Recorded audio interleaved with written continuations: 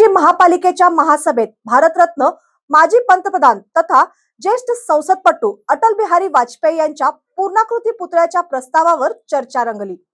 यावेळी उपमहापौर अनिल डाळ्या यांनी आपल्या खास शैलीत कवितेतून प्रस्तावाला अनुमोदन देत सभागृहाचे लक्ष वेधून घेतले।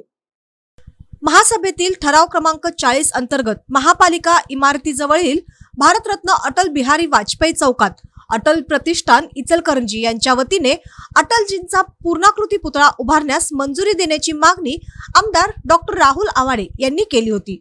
या प्रस्तावावर बोलताना उपमहापौर अनिल डाळ्या यांनी आमदार राहुल आवाडे यांचे अभिनंदन करत अटल बिहारी वाजपेयी हे देशाचे महान नेते होते। महापालिकेजवळ त्यांचा पूर्णाकृती पुतळा उभारला जाणे ही इचलकरंजीकरांसाठी अभिमानाची बाब आहे असे सांगितले। त्यांनी भाजपच्या स्थापनेच्या सुरुवातीच्या काळातील आठवणींनाही उजाळा दिला। 1980 मध्ये भाजपची स्थापना झाली। यावेळी पक्षातील जनभावना पाहून आम्ही भावुक होऊन पक्षात सहभागी झालो। त्या काळात विरोधक हम दो हमारे दो अशी खिल्ली उडवत असत असे सांगत त्यांनी पक्षाच्या प्रवासाचाही उल्लेख केला। भारत कोई भूमि का टुकड़ा नहीं है, ये जीता जागता राष्ट्र पुरुष है। ये वंदन की भूमि है, ये अभिनंदन की भूमि है, ये अर्पण की भूमि है, ये तर्पण की भूमि है। यहाँ की नदी नदी गंगा है, यहाँ का कंकर कंकर शंकर है।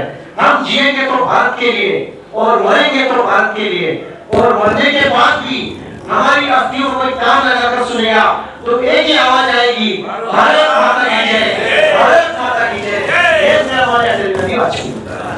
डाळ्या यांनी केलेल्या काव्यमय भाषणाला सभागृहात उपस्थित सदस्यांनी उत्स्फूर्त दाद दिली।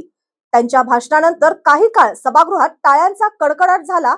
अटलजींच्या कार्याचा गौरव करत पूर्णाकृती पुतळा उभारण्याच्या प्रस्तावाला सभागृहात सकारात्मक प्रतिसाद मिळाल्याचे चित्र पाहायला मिळाले।